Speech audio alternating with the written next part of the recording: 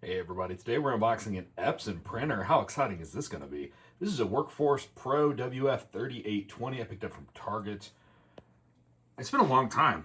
I've been making the kids use our laser printer. I've been getting nothing but complaints that they need color for this and that. And I'm saying no. But we finally bit the bullet. Oh look, right here. All the color cartridges. You know what this is? A giant money sink. That's all this is. Ridiculous.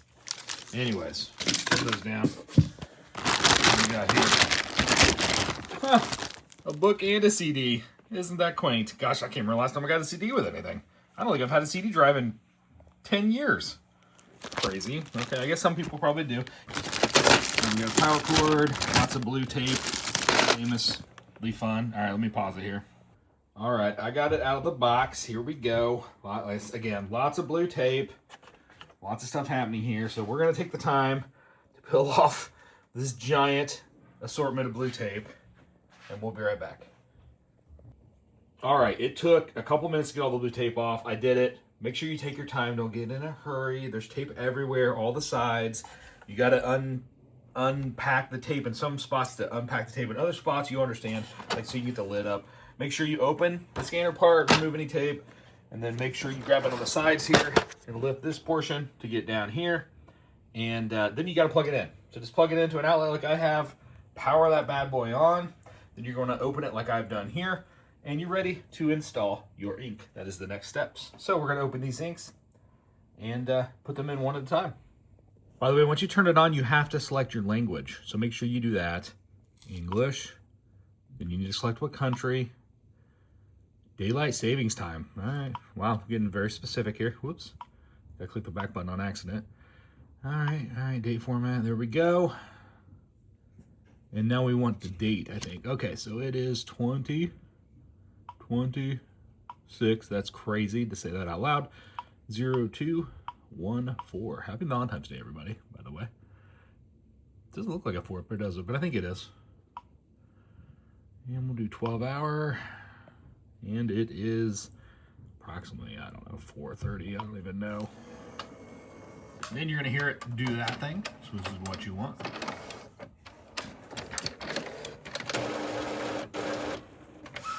Don't obviously stick anything in there, your hand or anything else.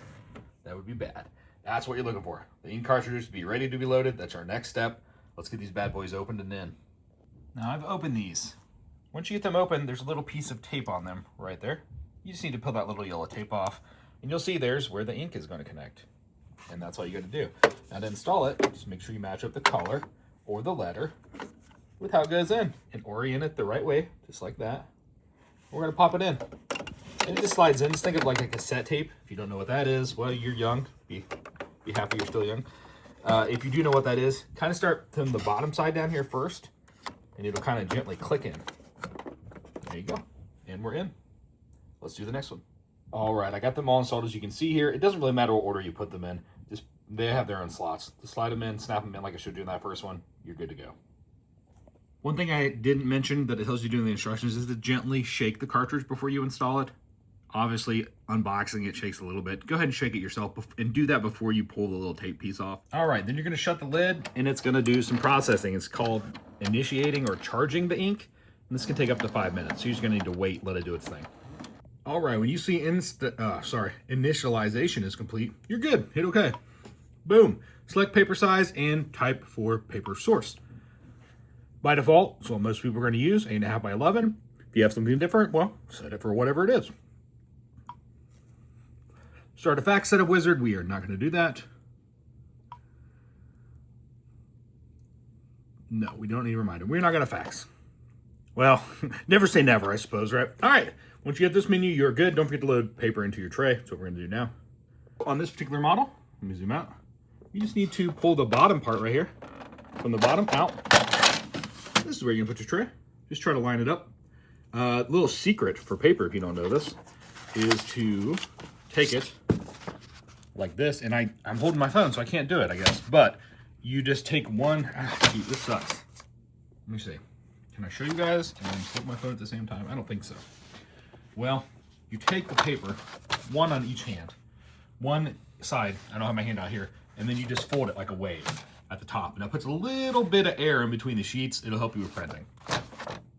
Fun fact, there's some blue tape in the tray I missed. Look at me, missing tape. So if you can adjust it, make sure you pull the blue tape off, because there was some even hidden in there that I missed. Oh, there we go. So now the blue tape's out. Now you adjust the tray, and there's little buttons here. Well, or not a button, but a lever you just pull, and then you adjust it. Like I said, most of these are going to be default set to 8.5 by 11, so that's all you got to set it to. And then we're going to pop the paper in.